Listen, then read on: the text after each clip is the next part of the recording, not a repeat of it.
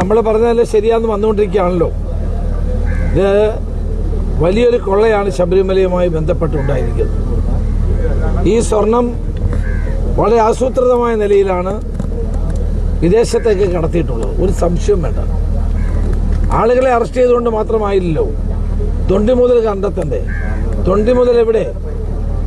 വിദേശ രാജ്യങ്ങളിലേക്ക്, അന്തർദേശീയ മാർക്കറ്റുകളിലേക്ക് ആന്റിക്സായി ഇത് കടത്തിയാൽ വലിയ കോടാനുകോടി ഇവിടെ ലാഭം കിട്ടുമെന്ന് ഉറപ്പുള്ള ആളുകളായി ഇതിൻ്റെ പിന്നിൽ പ്രവർത്തിക്കുന്നത്. അതുകൊണ്ടാണ് ഒരു വിദേശ മലയാളി കാര്യം പറഞ്ഞപ്പോൾ ഞാൻ SITയുടെ മുമ്പിൽ ചെന്ന് പറയാമെന്ന് കരുതിയത്. കൂടുതൽ അന്വേഷണം അനിവാര്യമാണ്. ഈ കാര്യത്തിൽ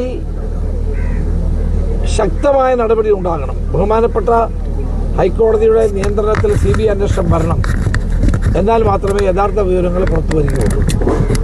ഒരു കാര്യം വളരെ വ്യക്തമാണ്. അയ്യപ്പൻ്റെ മുതൽ കട്ടവരാരും രക്ഷപ്പെട്ടിട്ടില്ല, രക്ഷപ്പെടാൻ പോകുന്നില്ല. അയ്യപ്പൻ്റെ മുതൽ അടിച്ചുകൊണ്ട് പോയവർ നിയമത്തിന് മുമ്പിൽ വന്നേ മതിയാകൂ. അതിനു വേണ്ടിയിട്ടുള്ള പോരാട്ടം ഞങ്ങൾ തുടരും.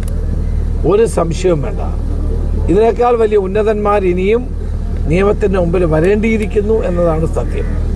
ആര് വിചാരിച്ചാലും അവരെ ഒന്നും സഹായിക്കാൻ കഴിയില്ല. അതാണ് വ്യക്തമാണ്. മുഖ്യമന്ത്രി വാർത്താ സമ്മേളനം നടപടി അദ്ദേഹത്തിന്റെ വായിക്കുന്നുണ്ടാവും. ഇത്രയും ദിവസമായിട്ട് ഉണ്ടായില്ല. പിന്നെ നിങ്ങളിങ്ങനെ ചോദ്യം ചോദിക്കുന്ന അർത്ഥം എന്താണ്? മുഖ്യമന്ത്രിയും പാർട്ടി സെക്രട്ടറിയും ഈ ജയിലിൽ കിടക്കുന്ന 3 പാർട്ടി നേതാക്കളെ സംരക്ഷിക്കുകയല്ലേ. വാർത്താ സമ്മേളനം കഴിഞ്ഞ തവണ നടത്തിയപ്പോഴും അദ്ദേഹം ഒന്നും പറഞ്ഞില്ല. വാർത്താ സമ്മേളനം നടത്തുകൊണ്ട് കാര്യമൊന്നുമില്ലല്ലോ.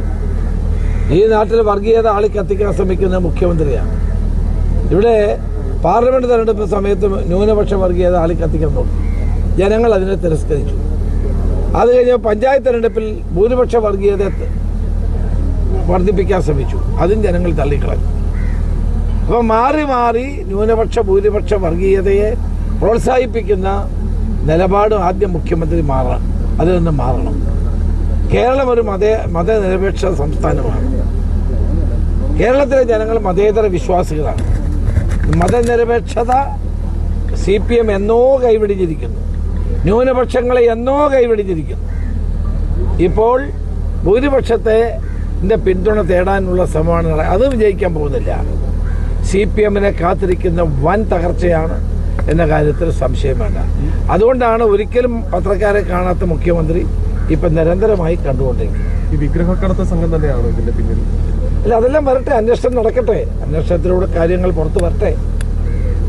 ബഹുമാനപ്പെട്ട കോടതി തന്നെ ചോദിച്ചില്ലേ, അന്താരാഷ്ട്ര ആന്റിക്സ് സ്മഗ്ലേഴ്സ് ഇതിൻ്റെ പിന്നിലുണ്ടോ? സുഭാഷ് കപൂറിനെ പോലുള്ള ആളുകളുണ്ടോ? അത്തരം ചോദ്യങ്ങൾക്കൊക്കെ വലിയ പ്രസക്തിയുണ്ട്. ശബരിമലയിൽ മാത്രമല്ല, കേരളത്തിലെ തിരുവിതാംകൂർ ദേവസ്വം ബോർഡിൻ്റെ കീഴിലുള്ള ക്ഷേത്രങ്ങളിലെ പുരാവസ്തുക്കൾ അടിച്ചു മാറ്റാൻ ഇടതുപക്ഷ ഗവൺമെൻറ്റിൻ്റെ കാലത്താണ് നീക്കം നടന്നത്. അതിനെ തടഞ്ഞ ഒരാൾ ഞാനാണ് അന്ന് പ്രതിപക്ഷ നേതാവ് ആയിരിക്കുമ്പോൾ. ഇതെല്ലാം കൂട്ടി വായിക്കണം. വലിയ കൊള്ളയാണ് ഇതിൻ്റെ പിന്നിലുള്ളത്. വൻ സ്രാവുകൾ